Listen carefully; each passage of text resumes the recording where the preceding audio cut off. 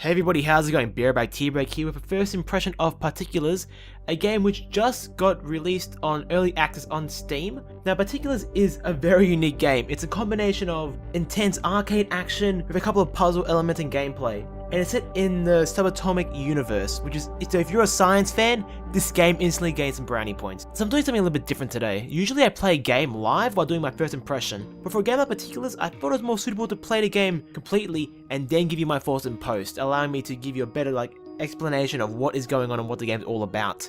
It's one of these games where you have to read into things and really think in order to get a full experience. Now the gameplay I'm showing you right now is just from the first quarter of the game, and of course the complexity of the puzzles increases monumentally as you go through. So I ask you not to judge based on what you see on screen right now, and instead listen to what I have to say about the game and judge it on that basis. It gets very difficult in the later stages of the game, especially the last two quarters or two chapters, whatever you want to call them, of the game. The puzzles are the hardest puzzles I've ever done in a game ever, and I'm all for puzzle games, but these are really hard, even for anybody, any puzzle expert out there, if that is such a thing.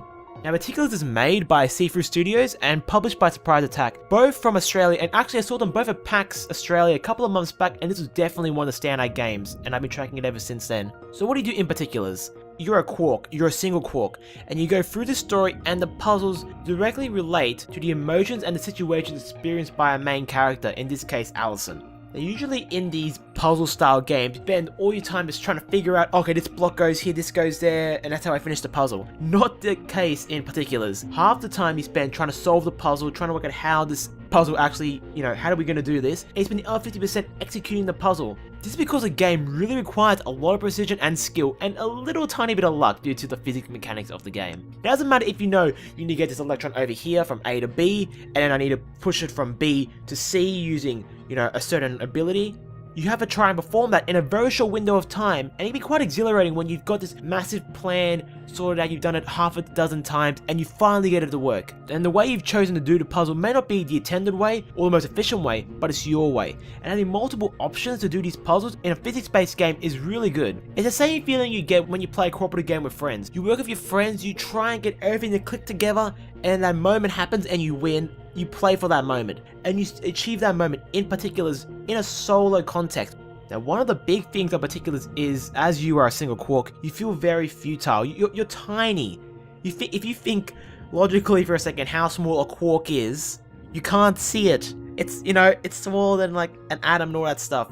I'm not very good at science, but I'm pretty sure that's scientifically correct. And some of it's just so hard, and you're just by yourself. And you were trying to cooperate with all these other quarks in the map in order to succeed, but they don't all agree with you. They may follow you, but that as soon as they get a chance to fly off to join another quark, they'll do it. They have no attachment to you, and they all act differently also, and they all have these characteristics. So some of them will be right on your butt. So the little white ones, they attract you straight away, but they also attract all the larger orbs, or the large black and white orbs. So they're trying to all group together, but you're scared of the black orbs, you have to be a little bit careful. And then the little black orbs, they also suck in the larger orbs to connect to them, but they also repel against you. So you're trying to get this leeway, trying to work things out with the little black orbs so you can complete the mission. The big orbs don't care, just going with the wind, I guess, which in this case would be the magnetic pull of the atoms. And this sense of futility is really interesting in a game where it is such on a microscopic scale. A quark is nothing in the main scheme of things. The actions you are performing in reality have so little impact on the world around you. And in a way, you as the main quark, which I am assuming, I'm no English expert, I do not understand the story to 100% completion, but I assume the main quark is Allison, and you're pretty much living what it's like to be her, and you see she has so little say in what goes on in the world around her, and this futility is linked with what the real world is like, where you are a quark, in a way, in this world anyway, and everything just happens around you, and you're just trying to grasp on to certain elements of the world, and just trying to get through your daily life, really. And the world doesn't always agree with you. You might have some friends here which help you out, but they could be gone in a second later. And that's just how the game works. And it's really interesting to see that in an indie game like this, especially with puzzle aspects and it being extremely difficult. Now, the art style is nothing that blew my mind away. It doesn't mean it is bad though. It looks very nice. All the objects are super sharp, they're well defined, easily readable, stuff's flying all over the screen. You know what's going on at all times though. And there's some really awesome post effects, like the glow around the orbs will show you the range of like their magnetic fields, and then when these fields collide, depending on if they're repelling or attracting forces, it changes the effect again. It is these very small details throughout Particulars, which is what made me really enjoy this game, and it shows you how much I've really spent time into creating this. Now the story is given in snippets. Between each level you get like a paragraph about an event or something about Allison or something about anybody in her family. And between the events you're given these small dialogue cues which build up the characters more, mainly Allison and her family. And every time you learn more about the event that is taking place, your views of change on the family, on Allison, what she's like, what the world is like in general, and in your mind you view it differently every time you see the events happening. And the story is enhanced through the gameplay. As you play as the quarks and you see the protons and neutrons and all that stuff like that, you give them labels in a way, you kind of give them faces, and as the story progresses you see the story happen and then you play that story in the game, but you don't play as a character, you play as these quarks, and in a strange way you feel like you're watching it, but it's just a bunch of protons and neutrons and stuff flying around on the screen. Now while the game is heavily story driven, the team at SeeThrough Studios has won many awards for their excellent storytelling. The thing that really got me into Particulars was the last 2 chapters and the amount of depth in the puzzles. It's been a long time since I played a game and I felt like I just got beat. I sit here now telling you about how good this game is, and I haven't even finished all the levels in Particulars.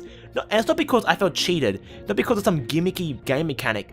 It is because my strategy to solve the puzzles and my execution of the said strategy is not on a high enough level in order to progress, and that's a good feeling. I hate rolling over games. This is one of the main reasons why I dislike mainstream games. It's because easeability and accessibility of these games. I look at a great game that I played recently, Super Mario Galaxy. I know that's like 6 years ago, and I'm living in the past. But never when I was playing that game was I like, oh, this is really hard, my strategy isn't working, how can I improve my strategy, how am I going to win this battle? It's more like, oh, I died. That's how the game wants me to play this event. That's how I play to win. I have no other options. I would do what it says. And you never really get to explore, and you never really feel like you've lost because it was your fault. It's more because the game didn't explain to you what was actually going on, and you had to suffer in order to actually complete the game.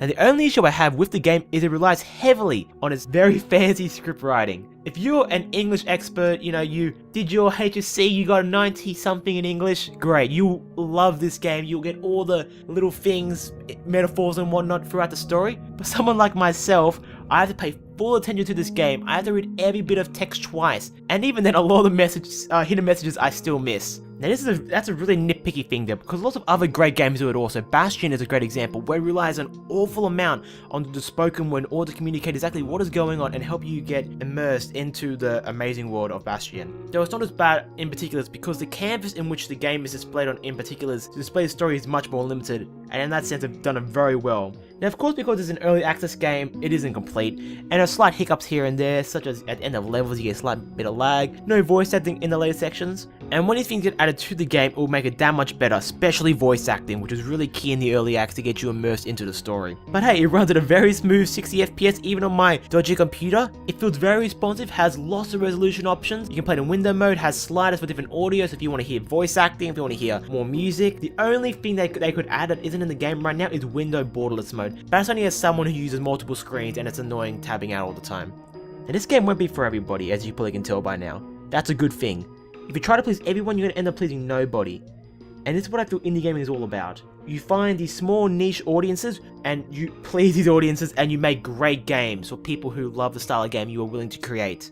A game such as Particulars is going into this unknown territory with very strong writing in a puzzle game. I've never played a puzzle game before where you were actually drawn into the story, such as this. And it's not just the story and the puzzles being difficult, it's actually the execution of the puzzles add on to that, and actually using the game as an interactive medium adds on to the story even more, which makes it just more of an enjoyable experience. But yeah, that's Particulars. I highly recommend you pick this up. It's $8 right now on Steam because it's 20% off for the first week. And if you look worried because the game isn't fully released and it's not a final product, put it on your wishlist on Steam, follow them on Facebook, and just track the game in general. For when it comes out, you can really enjoy it. Tell me what you think about Particulars. Have you tried it? Are there any other arcade puzzle style games which compare in storytelling elements and just the raw difficulty of this game? So anyway guys, this is Brbteabreak. If you're new to the channel, I hope you enjoyed this video. Like and subscribe if you enjoyed this video itself. I repeated myself twice, but that's okay. Thanks for watching, and I'll see you guys next time.